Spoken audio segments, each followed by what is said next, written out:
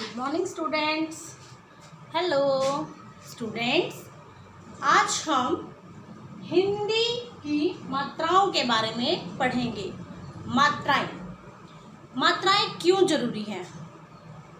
हिंदी को लिखने के लिए हमें मात्राओं की आवश्यकता पड़ती है और यदि हम उसे शुद्ध रूप में बोलेंगे तो हम उसे शुद्ध रूप में लिख सकते हैं। किसे शुद्ध रूप में लिख सकते हैं? शब्दों को। किसे लिख सकते हैं? शब्दों को। जैसे कि हम यहीं से शुरुआत करते हैं। यहाँ क्या लिखा है? ही न दी, हिंदी। ठीक है, आज मैं आपको बताऊंगी कि कब हम कौन सी मात्रा का इस्तेमाल करते हैं और कहाँ पर करते हैं, कैसे हमें उसका उच्चारण करना है, कैसे हमें उसे बोलना है। ठीक है, चलिए देखते हैं। पहली हमारी मात्रा है आ। कौन सी है हमारी मात्रा पहली? ये क्या है? आ। आ की मात्रा होती है ये ऐसे 1। जब हम ऐसे ये एक बना देते हैं तो वो हमारी आ की मात्रा होती है। चलिए अब हम कुछ शब्दों के उदाहरण से इन्हें देखते हैं। मैंने लिखा।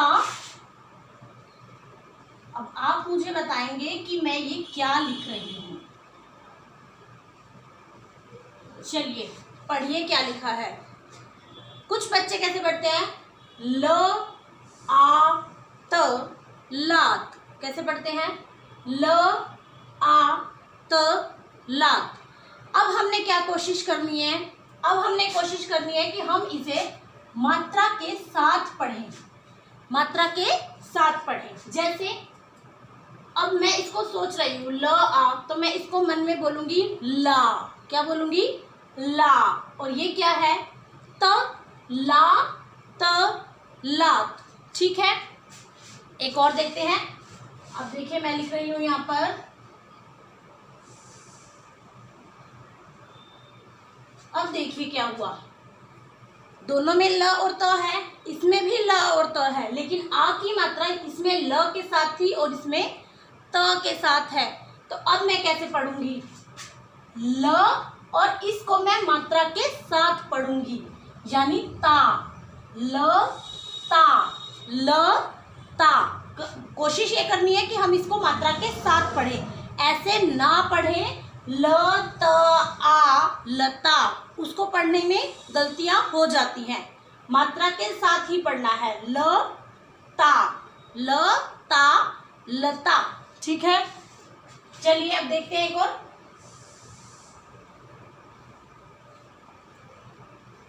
ये देखिए मैंने यहाँ पर एक और लिख दिया। Look at that. क्या लिखा है यहाँ पर? यहाँ देखिए ला, ये है ला और ये है ता। ला ता ला ता, लाता। अगर मैं इसे ऐसे लिख दूं,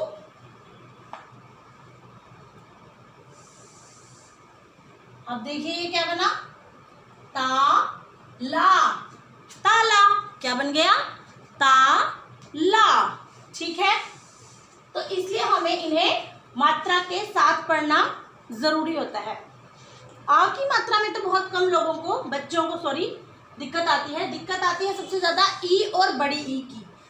बच्चे बार बार पूछते हैं कि यहाँ पर कौन सी ई आएगी, छोटी ई आएगी या बड़ी ई की मात्रा आएगी, छोटी ई की मात्रा पीछे से लगाऊं या छोटी ई की मात्रा आगे से लगाऊं। तो चलिए आज मैं आपको बताती हूँ कैसे पहचान करनी है कि बड़ी ई की मात्रा आगे लगेगी या पीछे।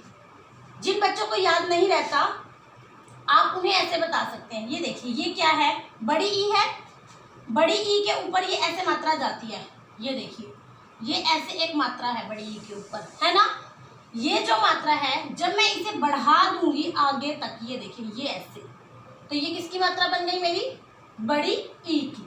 मैंने इसी को घुमाया है, इसी को ही आगे की तरफ मैंने नीचे तक बढ़ा दिया, तो वो किसकी मात्रा बन गई? बड़ी ई की। तो अब जो इधर की तरफ जाएगी, जो इस साइड में आई इधर की तरफ, वो बड़ी ई, और जो मेरी तरफ जा रही है ये बाहर जा रही है, दूसरे की तरफ जा रही है, सामने वाले की तरफ, और जो मेरी तरफ आएगी वो छोटी ई है। जो कहाँ आ रही है? मेरी तरफ आ रही है, वो क्या है, ये देखिए ये ऐसे मेरी तरफ आएगी तो वो छोटी ई है, और जो बाहर जाएगी वो बड़ी ई है। और बाहर कौन सी जाएगी, ये देखिए जिसके ऊपर ये ऐसे लगा होता है तो उसी को हम बढ़ा देंगे तो वो हमारी बन गई बड़ी ई की। ठीक है, ऐसे आप पहचान करवा सकते हैं कि बड़ी ई की मात्रा कौन सी होती है और छोटी ई की मात्रा किधर से जाती है। अब देखते हैं इसका उच्चारण। मैंने एक शब्द लिखा, देखिए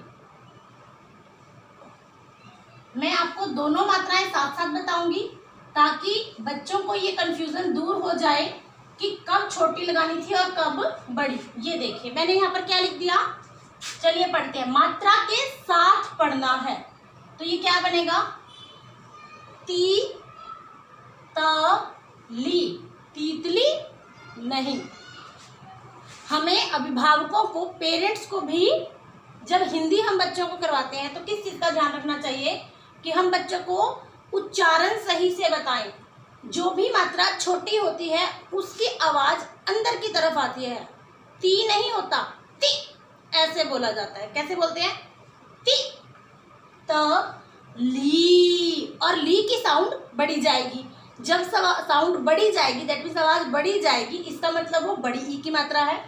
और जब आवाज़ छोटी आएगी ती, तो वो छोटी ई की मात्रा है। तो कैसे बोलना है, ती त ली, तितली, तितली, ली में हमेशा आगे जा रहा है, तितली। तो वो देखिए, और ती को मैंने बिल्कुल छोटा सा बोले, तितली।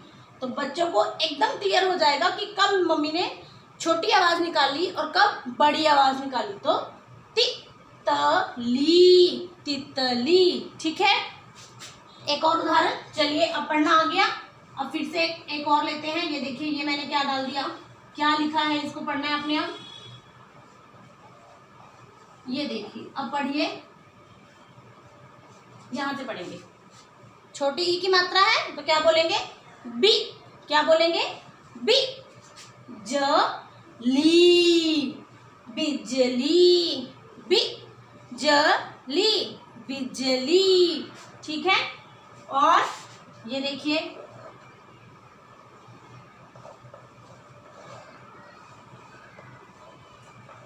Very good. अब आप पढ़ सकते हैं इसको, चलिए पढ़िए।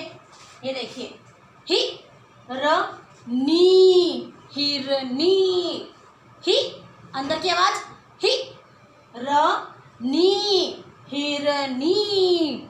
ठीक है, और क्या आएगा, चलिए बताइए कुछ और नए शब्द। ये देखिए,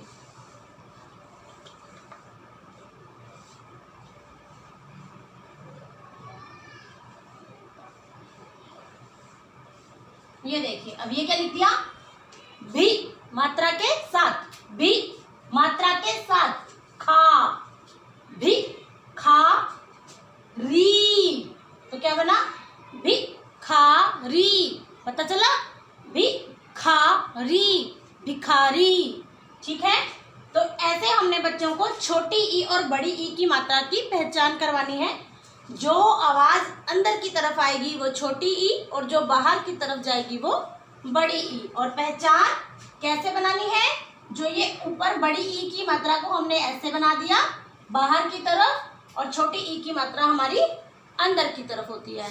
ठीक है बच्चों, चलिए अब हम अपनी अगली मात्रा करने जा रहे हैं, छोटा ऊ और बड़ा ऊ। इसको भी देखो हमने ऐसे ही पहचानना है। यहाँ देखिए, ये जो ऊ होता है, ये देखिए ऐसे ऊ होता है, ये ऐसे ऐसे होता है ये ऊ। इसके पूंछ हम निकालते हैं बाहर की तरफ। तो अगर इसी पूंछ को मैं ऐसे, ये पूंछ थी मेरी इसकी ऊ की, और मैंने यहाँ पर 0 लगा दी, तो ये मेरी किसकी मात्रा बन गई, बड़े ऊ की मात्रा बन गई। कौन सी मात्रा बनी, बड़े ऊ की। ठीक है, पूरा नीचे तक नहीं घुमाना उसको, पूंछ को थोड़ा सा घुमाना है। तो अब ये देखो, ये ऊ की मात्रा भी कहाँ जा रही है, बाहर। बड़ी ई की मात्रा भी कहाँ थी, बाहर। ऊ की मात्रा भी बाहर, तो छोटे ऊ की मात्रा अंदर। ये 0 बनाई और ये अंदर। ठीक है, इसमें यहाँ पर ये 0 बनाई, 0 बनाई, और ये बाहर ऐसे जाती है। और यहाँ पर ये 0 बनाई मैंने, और ये मेरी ऐसे अंदर। ठीक है, जो भी बड़ी मात्रा है वो कहाँ जा रही है, बाहर, और जो छोटी मात्राएं हैं वो कहाँ आ रही है, अंदर। बड़ी मात्राएं बाहर और छोटी मात्राएं अंदर। चलिए उदाहरण देखिए, बताइए कुछ याद आया है? हम कैसे बोलेंगे उन्हें? चलिए पहले कुछ छोटे छोटे उदाहरण देखते हैं। जैसे कि मैं लिख देती हूँ ऐसे, देखिए मैंने स बनाया, उस पे ये मेरी मात्रा बाहर की लगाई मैंने, बाहर की तरफ, तो कौन सी मात्रा हो गई? बड़े ऊ की, और ये र और ये ज। अब जब क्योंकि मात्रा बड़ी है, बाहर की है, तो जो उसकी साउंड जाएगी वो भी बड़ी जाएगी, यानी कि सू। कैसे जाएगी? सू र ज, सूरज। क्या गई है? सूरज। ठीक है, और कोई बताइए कौन से शब्द होते हैं सूरज के अलावा? जी हाँ, अगर कुछ याद आ रहे हैं तो बताइए, सोच सकते हैं। चलिए ये देखिए, यहाँ पर देखिए, ये था ध, ये इसकी मात्रा अंदर की तरफ आई और ये आ गया ल। चलिए क्या बना ये देखिए, ध को छोटी मात्रा है अंदर वाली, तो बोलेंगे धु। क्या बोलेंगे? धु ल, धुल। धुल क्या होता है? धुल। धुल क्या होता है? किसी चीज को जब हम धोते हैं तो उसको बोलते हैं ना ये धुल जाएगा, ये धुल रहा है, तो दिस इज द वर्ड, ये है वो शब्द धुल। ठीक है, अब इसी को देखिए, मात्रा से ही देखिए क्या फर्क पड़ जाता है। ये ध, ये मैंने बाहर की मात्रा लगा दी, और यहाँ देखिए ये ल। चलिए अब पढ़िए क्या बना, ध को ही मैंने, सेम शब्द थे ध और ल, ध और ल, यहाँ पर छोटे ऊ की मात्रा लगाई है और यहाँ पर मैंने बड़े ऊ की मात्रा लगाई है, तो क्या बन गया? अब साउंड कैसी जाएगी?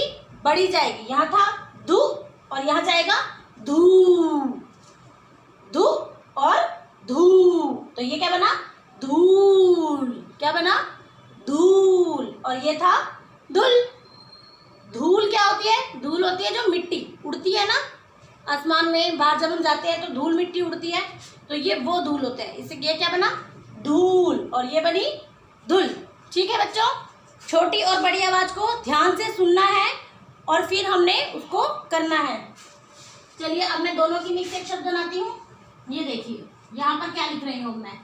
अब ये मात्रा देखो, ये मेरी अंदर की तरफ है तो छोटे ऊ की है, ये हो गया श, और ये मैंने लगाया ब, और ये मात्रा मेरी बाहर की तरफ है, बाहर की तरफ है। अब इसको पढ़ना है, क्या बना? मात्रा के साथ पढ़ना है। ख को छोटे ऊ की मात्रा है तो आवाज अंदर की तरफ, खु। श और ब को बड़े ऊ की मात्रा है तो बू, खु श बू, खुशबू। ठीक है, तो ये मैंने आज आपको आ, ई और ऊ की मात्राएं करवाई हैं। अपने अगली कक्षा में मैं आपको ए और ओ की मात्राएं सिखाऊंगी। अभी आप इन मात्राओं का अभ्यास करें, जैसा आप उच्चारण करेंगे वैसा ही आप लिखेंगे। अगर आपका बोलने का, उच्चारण करने का, शब्दों का सही कर रहे हैं तो आपकी लिखने में कभी भी गलती नहीं होगी। ठीक है, तो इसलिए आप अभ्यास करिए हिंदी में अपने लिखने का और उनको पढ़ने का। Have a nice day, bye bye.